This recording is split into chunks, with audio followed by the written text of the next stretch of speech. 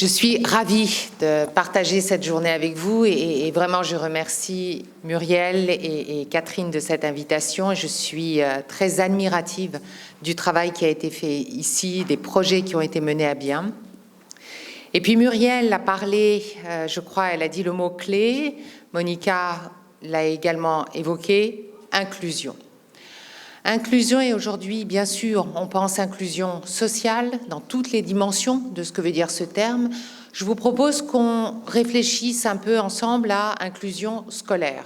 Étonnant, un médecin qui vient parler de la pédagogie, mais les enfants que nous voyons, ce ne sont pas que des personnes qui viennent pour un diagnostic, ce sont des enfants. Et l'enfant, eh bien, c'est un être d'apprentissage. C'est un être qui a besoin de stimulation sociale, d'environnement social avec ses pairs, et c'est ce qui fera de lui ensuite un individu bien inclus dans la société.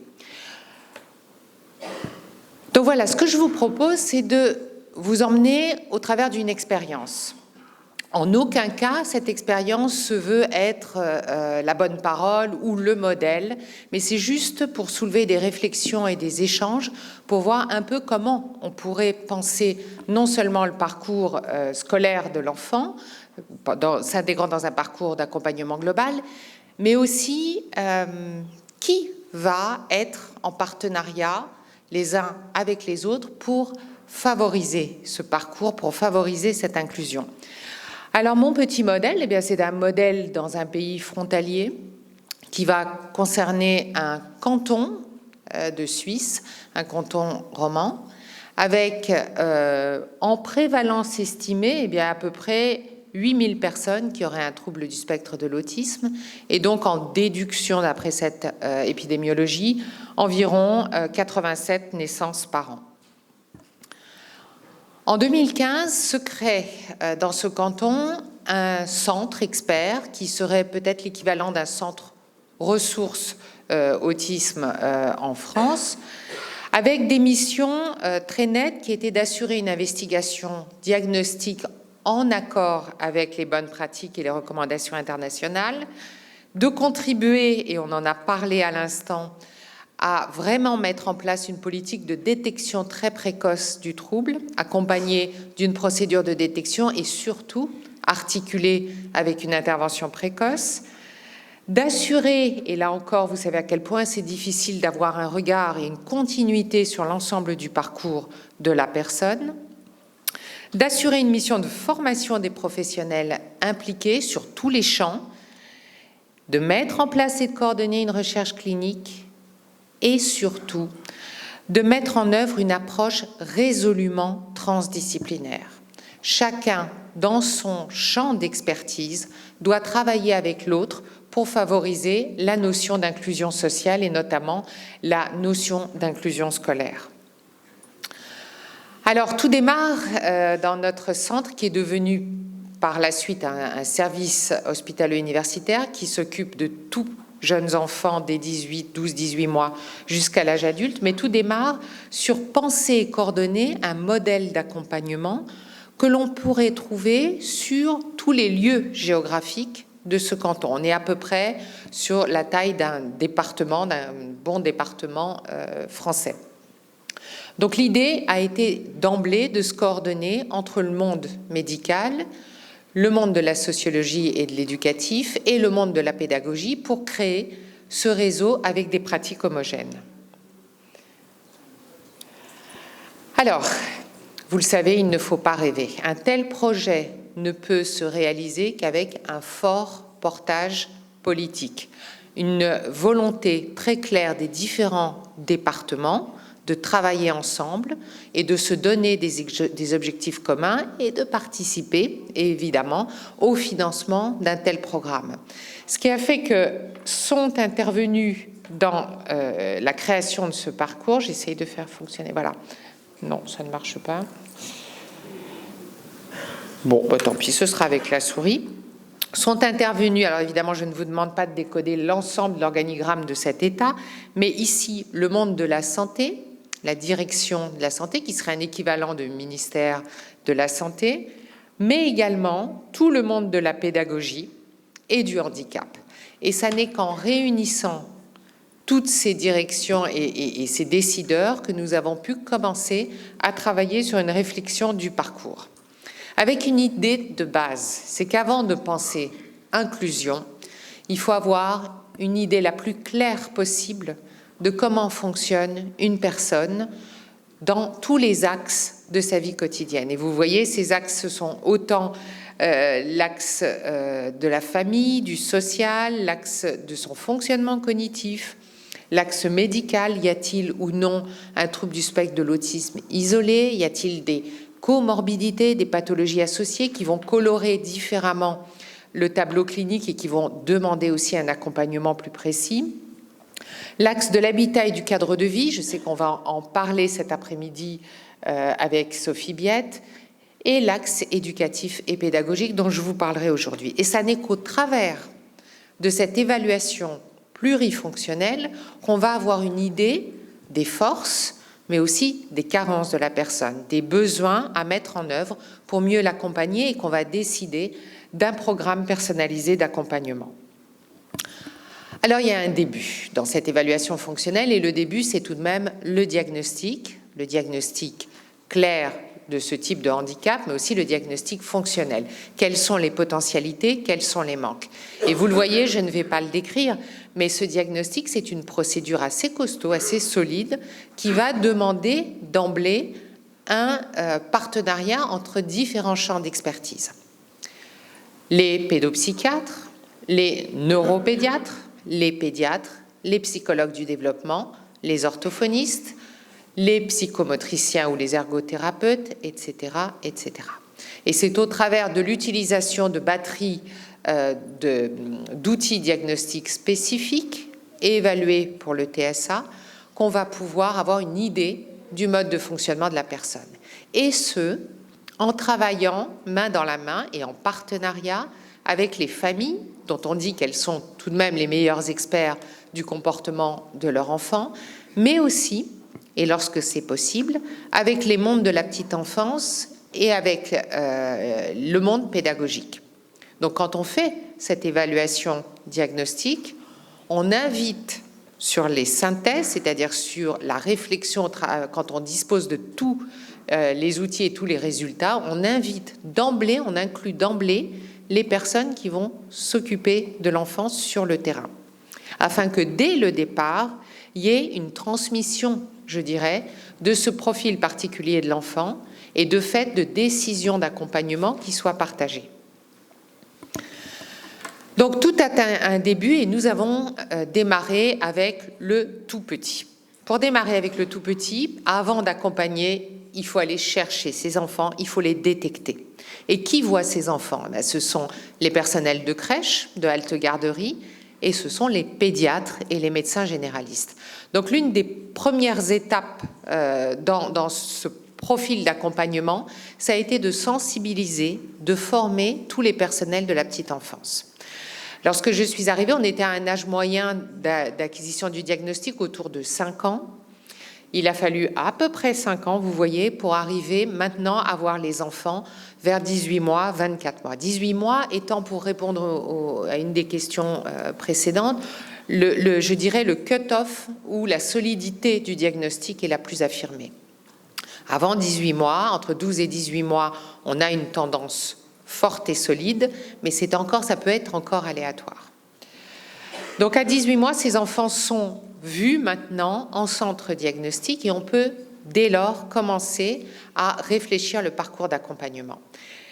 Et là, il faut penser à ces enfants qui vont nécessiter ce que l'on appelle des dispositifs d'intervention précoce, d'où création de structures un peu plus spécifiques qui vont travailler aussi avec l'extérieur, mais qui vont permettre une stimulation 20 heures semaine intensive où on va jouer sur ces notions de plasticité cérébrale pour pouvoir donner à l'enfant ces outils dont on nous a présenté tout à l'heure le manque, c'est-à-dire ces outils nécessaires à mettre en place l'interaction sociale et donc l'apprentissage, puisqu'on apprend essentiellement au travers l'interaction avec l'autre. Mais c'est aussi penser, après ces dispositifs très spécifiques chez le tout petit, penser l'alternative sur des enfants qui auraient moins besoin de ces 20 heures, créer des structures un peu plus souples, penser des classes maternelles adaptées pour ceux qui sont plus en difficulté, ou alors penser directement l'accompagnement en maternelle pour ceux qui peuvent suivre cette scolarité classique. Et puis travailler également en tant que formateur, en tant qu'implémentateur, je n'aime pas tellement le terme, mais c'est un peu ça, des bonnes pratiques cliniques sur les lieux où sont ces enfants, c'est-à-dire soit des CESAD, soit des IME, soit des structures d'écoles spécialisées. Donc voilà un petit peu comment se découlait la première action.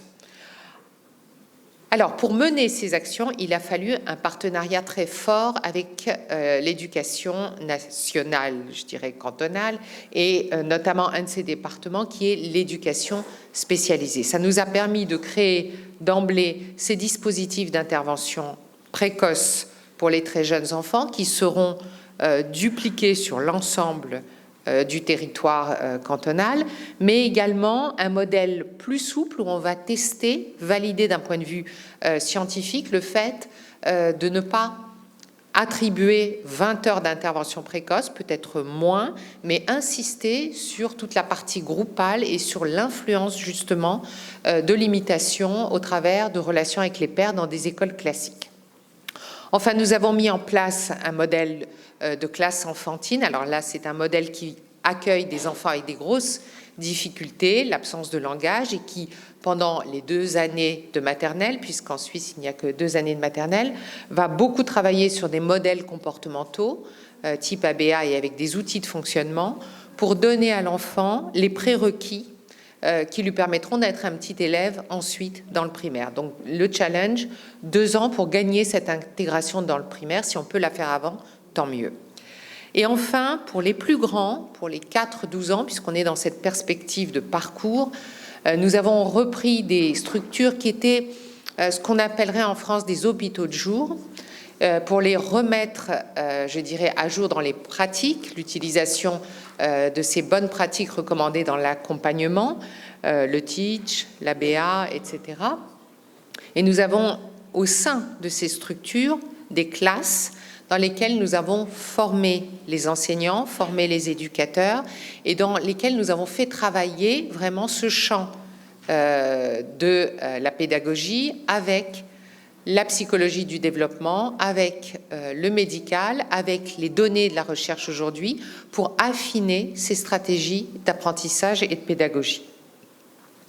Donc c'est tout un... La slide n'est pas très jolie, mais c'est pour vous donner une idée de poursuivre une chaîne d'accompagnement de la personne à chaque âge, à chaque transition, jusqu'à, vous le verrez, on va en discuter, une période un peu délicate qui est l'adolescence, mais pour travailler aussi chez des adultes ensuite qui auront bénéficié de ce parcours et qui probablement auront développé moins de troubles du comportement, moins de handicap qui leur permettra d'avoir une meilleure assise sociale et une meilleure insertion.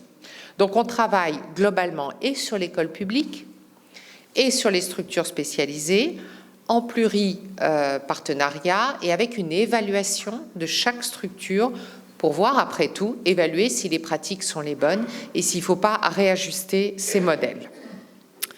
Alors, quand va-t-on intervenir en partenariat avec l'école classique? Vous l'avez entendu et réentendu, le mot d'ordre, c'est le plus tôt possible. Et puis, le plus tôt possible, c'est aussi ne pas passer à côté, même si on a bien fait le travail au départ, des périodes cruciales. Certes, l'entrée à l'école, mais chaque changement d'école ou chaque changement de cycle, passer de la maternelle au primaire, du primaire au collège, ça reste un véritable challenge pour nos enfants. Période, je l'ai annoncé, plus que délicate, l'adolescence, et puis toute la période de transition. Tous ne continueront pas à l'école, certains iront dans des programmes de formation, mais là aussi, anticiper, préparer, faire se rejoindre les acteurs pour assurer une continuité dans cet accompagnement.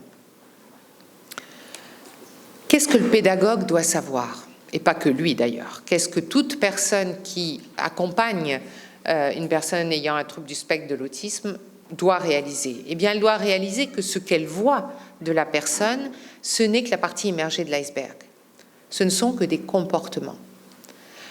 Il faut savoir à quoi sont attribués ces comportements. Et si on ne sait pas que la personne, on l'a vu un petit peu ce matin avec ce que nous a présenté Monica Zilbovicius, mais si on ne sait pas que la personne appréhende son environnement différemment, répond aux stimulations de l'environnement différemment, comprend et émet les émotions de façon différente, eh bien on va dans le mur parce qu'on n'a aucune idée de l'origine des comportements que l'on voit et on est dans un mécanisme le plus souvent qui est un mécanisme d'interprétation. Et ça nous amène dans le mur parce qu'on n'arrive pas de fait à déterminer bien comment on peut aménager cet environnement, comment on peut aider étape par étape la personne à mieux s'intégrer dans le système scolaire qui est notre propos. Alors tout ça, ça demande, puisqu'une grande partie de notre activité est très ciblée sur la formation. Et la formation, elle est très large. Ça peut être, comme je le disais, la formation des équipes en crèche ou en halte-garderie pour détecter ces signes précoces, mais c'est aussi dans les milieux pédagogiques la formation à ce qu'est le trouble du spectre de l'autisme, comment fonctionne d'un point de vue cognitif une personne qui a ce trouble et comment on peut l'aider au travers de certaines données scientifiques validées en utilisant des outils dont l'émergence résulte justement de ces données de la science. Donc ça implique aussi de former des enseignants qui auront une valence d'enseignants, je dirais, super champions dans le domaine des TSA, mais aussi tous les psychologues qui interviennent au sein de l'école, les orthophonistes qui peuvent intervenir au sein de l'école et les psychomotriciens. Alors, quelles sont ces stratégies? C'est celles peut-être qu'on peut discuter ensemble. Alors, pour le monde de l'éducation spécialisée, c'est-à-dire hors parcours classique, il y a tout un travail aujourd'hui de formation aux approches qui sont reconnues dans les recommandations internationales, le TEACH, l'analyse du comportement, les outils de communication du style PECS. Ça, c'est vraiment le gros du travail, et puis former les équipes à le mode de fonctionnement de la personne autiste. Pour l'enseignement régulier, puisqu'on est dans la notion d'inclusion, que je crois que c'est la grosse problématique aujourd'hui dans le monde, que ce soit en Amérique du Nord, au Québec, où on a beaucoup d'échanges et il y a beaucoup de réflexions là-dessus, et en Europe maintenant, où certains pays ont fait le choix de cette inclusion totale, eh bien, il a fallu penser progressivement des systèmes pour favoriser le maintien de ces enfants. Première idée, si on est en effet top-down, si les choses viennent, je dirais, du monde médical sur l'école, on sait que ça passe pas très bien. Donc, faisons participer des enseignants, des pairs, qui vont accompagner d'autres enseignants, les profs de l'enfant qu'on souhaite inclure, et qui vont l'aider dans une meilleure compréhension, une meilleure approche du petit élève, parce qu'on va l'appeler élève maintenant. Une des stratégies, c'est de former des enseignants à ce que l'on appelle le module 20 heures. Qu'est-ce que c'est que ce module 20 heures? Eh bien, à chaque fois qu'un enfant va être inclus dans une classe, en primaire ou au collège, eh bien, on va accorder 20 heures d'enseignement à son prof, à sa maîtresse. Qu'est-ce qu'il y a dans ces 20 heures? Une connaissance de ce qu'est le TSA, une connaissance des particularités de ce qu'a l'enfant comme profil de fonctionnement, ce petit élève qui va arriver, et puis aussi la constitution, je dirais, de la boîte à outils nécessaire à l'enseignant pour réussir ce challenge. Ces 20 heures-là, elles me semblent essentielles, parce que autant je suis vraiment une pro-inclusion, autant inclure des enfants sans assurer le support derrière, c'est aller à la catastrophe, aller à l'échec et malheureusement écœurer aussi un peu nos partenaires de l'éducation nationale qui vont dire « mais nos profs ne veulent plus, ils ne peuvent plus ». Donc c'est à nous d'amener aussi ce soutien pour que l'opération marche et qu'elle serve d'exemple. Autre élément, mais qui est parallèle à ce que l'on retrouve en France, c'est l'aide à l'enseignante, c'est l'AVS. Mais vous savez bien toute cette difficulté qu'ont les AVS non formés à accompagner de façon adaptée les enfants. Donc une des challenges à l'heure actuelle, c'est d'arriver à les former. Et puis, autre particularité, le renfort pédagogique. Alors là, ce sont les fameux super champions dont je parlais tout à l'heure. Des enseignants spécialisés qui vont pouvoir intervenir en milieu scolaire classique, 7 heures maximum, hein, pas plus, et c'est plus souvent 4 heures, pour aider l'enseignant à aller un petit peu plus loin dans la stimulation de l'enfant, parfois en individuel, parfois vraiment plus dans un travail duel avec l'enseignant. Et puis des mesures de compensation comme elles peuvent exister aussi ici, avec des outils particuliers, utiliser plutôt l'ordinateur que le scripteur classique, adapter le temps et l'environnement, adapter les examens et puis permettre des petits temps aussi de récupération pour l'élève. Donc voilà des stratégies psychoéducatives, mais qui sont très, très corrélées au profil individuel de l'enfant. Alors, on revient à cette idée que travailler seul dans son coin, ça n'est pas travailler bien. Je vais jusqu'à là, c'est un petit peu exagéré comme image, mais si seulement les pédagogues travaillent à l'inclusion, si seulement les psychologues du développement ou les médecins travaillent à l'inclusion, on n'arrivera pas à un modèle complet. Donc, ces stratégies que je viens de vous montrer, elles demandent d'abord un fort portage des directions d'établissement, parce que si vous n'avez pas un directeur d'école qui est partant ou un proviseur, ça ne fonctionne pas. Il faut vraiment qu'il s'empare de la problématique pour que ça marche. Il faut des enseignants suffisamment ouverts pour accepter qu'un autre enseignant vienne les informer et les former au-delà. Il faut une transparence totale aussi de la part des familles pour jouer le jeu, et avec le monde de la pédagogie et avec le monde médical. Il faut que nous soyons là avec notre batterie d'évaluation pour servir d'aide aussi aux enseignants et puis pouvoir avoir un échange tout au long du parcours. Bref, il faut vraiment arriver à cette coordination. Alors, la période une des périodes les plus délicates, mais sur lesquelles je voudrais me poser, c'est la période de l'adolescence. Parce que très souvent, on arrive à mener nos enfants jusqu'en fin de primaire, voire même au collège, et puis après, tout à coup, patatras, ça ne fonctionne plus. Alors pourquoi ça ne fonctionne plus? Ça ne fonctionne plus parce que d'un point de vue très clairement développemental, il se passe à l'adolescence des processus au niveau cérébral qui font qu'on a aussi le risque d'avoir des modifications comportementales et notamment l'apparition de troubles du comportement liés à des modifications sur l'intégration des messages sensoriels, par exemple, sur des résistances importantes au changement qui vont s'acutiser à cette période, voire même s'orienter vers un trouble obsessionnel compulsif. On a des difficultés pour l'adolescent, mais comme dans le développement classique, j'ai envie de vous dire, à gérer et à exprimer ses émotions. Et puis, quand on arrive sur ces classes-là, eh bien, on va, vous le savez, exiger des élèves des compétences un peu différentes, et notamment des compétences d'abstraction, et puis une autonomie un peu plus importante, qui va se refléter sur la capacité qu'ont ces jeunes élèves à mettre en place leurs fonctions exécutives, notamment tout ce qui est planification et organisation. Et là, souvent, nos élèves sont en grande difficulté. Et puis, il y a l'autre. L'autre, les pères, qui ont l'air de bien vivre ensemble, qui ne vivent d'ailleurs à cette période de la vie presque qu'ensemble, qui s'observent, qui s'imitent, qui s'habillent de la même façon, qui écoutent à peu près les mêmes morceaux de musique, qui passent leur temps sur les réseaux sociaux à interagir, qui se passent des coups de fil sans arrêt. Là, la difficulté va croissant. Il faut absolument aller vers l'autre. Alors, on l'a dit ce matin, nos jeunes, ils ont envie d'aller vers les autres. Ils ont aussi envie de partager le film avec les copains, d'aller boire un pot, de sortir et d'écouter un concert ensemble. Ce qu'ils n'ont pas, c'est les outils nécessaires, l'adaptation nécessaire pour pouvoir être efficace dans ces stratégies d'interaction. Donc là, il faut aussi apporter une réponse à ces jeunes. Alors, les adaptations, de quelle nature vont-elles être?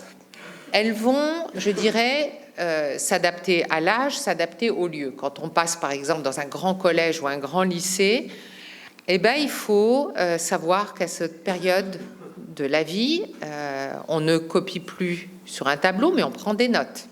Et là, on va réfléchir. Comment aider l'enfant, le jeune homme?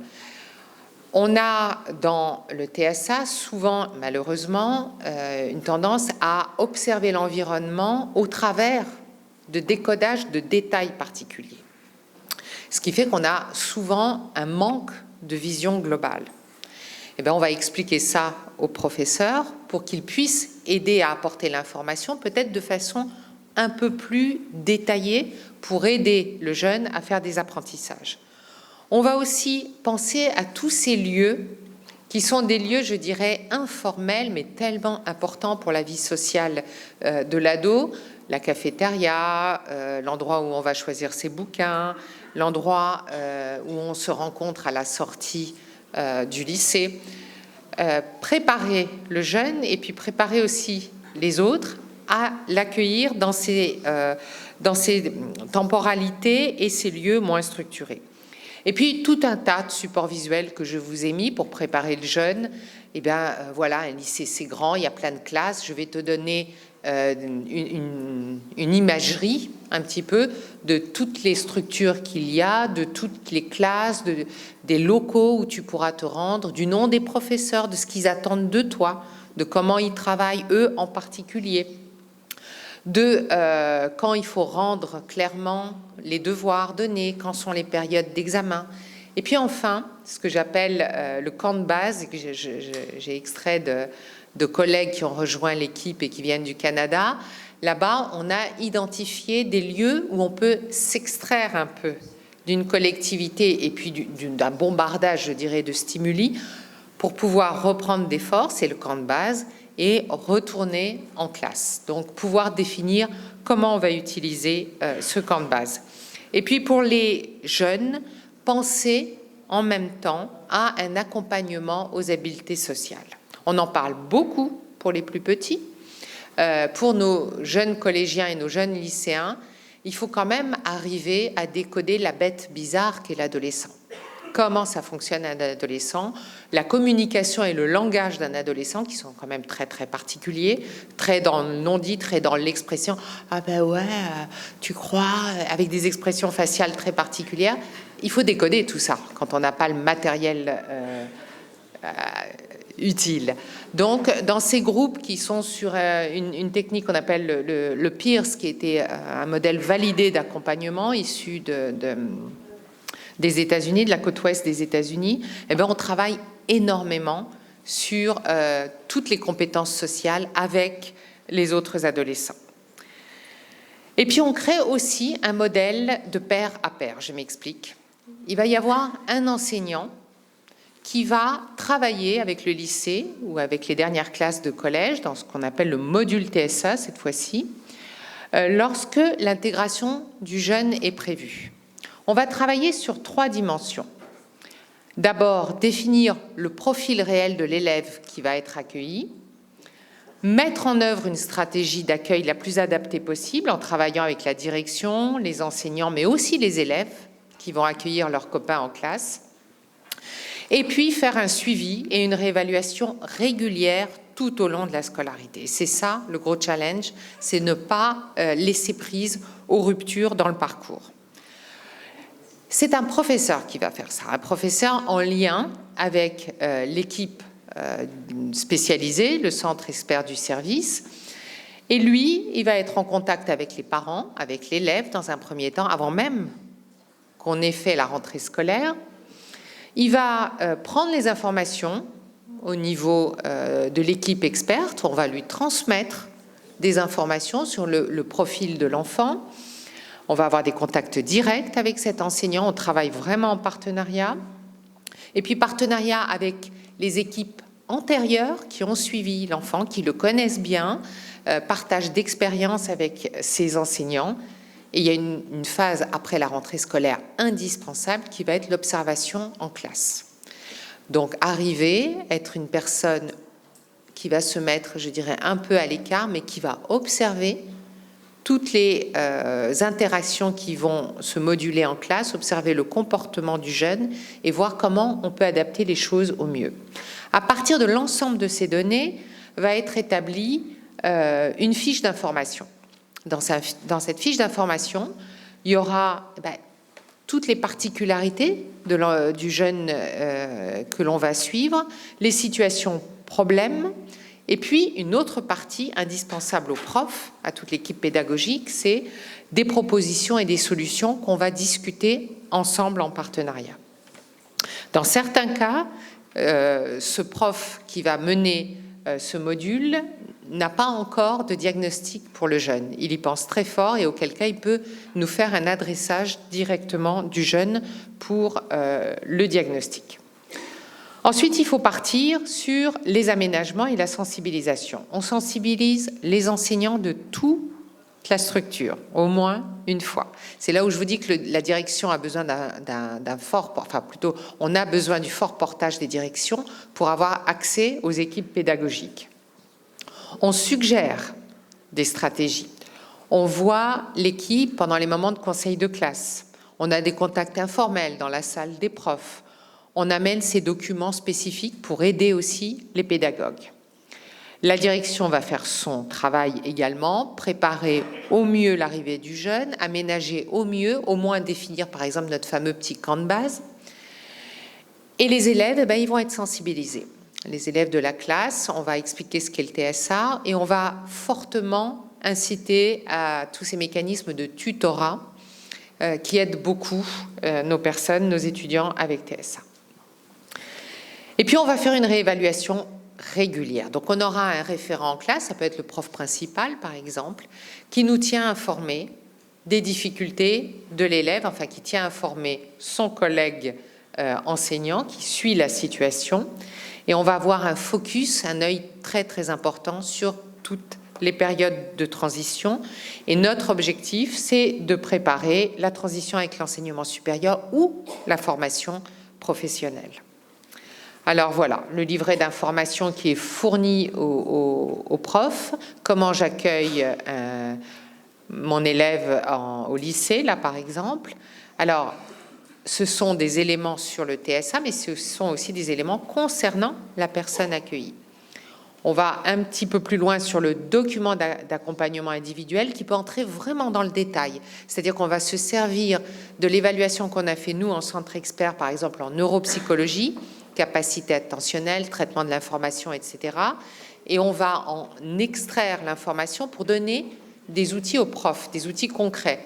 Quand il y a ce type de difficulté attentionnelle, voilà ce qu'on peut proposer à l'élève. C'est pas juste « Ah, il a des difficultés attentionnelles, stimuler l'attention », parce que sinon ça sert à rien.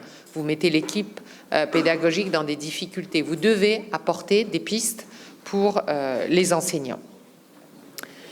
Alors, le gros principe de tout ça, de tous ces modèles, lorsqu'ils ne sont pas très spécifiques et spécialisés, intervention précoce comme pour les tout-petits, le gros principe, c'est de créer des mesures qui sont somme toute assez ordinaires, mais qui sont issues de la pédagogie spécialisée. C'est de cibler sur la notion de prestation indirecte. Ce qui nous intéresse, c'est plus directement l'enfant, c'est un paradoxe, mais c'est le monde de l'enseignement. Pour que ça fonctionne, il faut vraiment qu'on outille au maximum ces enseignants qui accueillent. Il faut bien évidemment avoir un profil le plus individualisé possible, parce que si on essaye d'appliquer des techniques de façon indifférenciée, ça ne fonctionnera pas. Il faut travailler sur la durée, et le mot d'ordre, il faut un partenariat complet entre tous les acteurs pour que cela fonctionne. Et j'irai plus loin, pour que ça fonctionne, il ne faut pas partir sur des aménagements démesurés parce que l'école n'est pas capable de les mettre en place. Et je peux entendre que des aménagements très complexes dans une classe où il y a 30 élèves, ça peut poser souci. Et souvent, le gros paradoxe, c'est que parfois, même avec des aménagements assez simples, bien pensés, et qui découlent vraiment de l'observation et de l'évaluation de l'enfant, eh bien, on peut changer complètement la donne sur sa capacité d'adaptation. Donc, ce qui fait qu'on essaye de faire le plus simple possible pour que l'enseignant s'empare de l'outil, parce que s'il est trop compliqué, on sait que ça ne sera pas fait, on nous dira oui, oui, mais on sait que ça ne sera pas mis en place.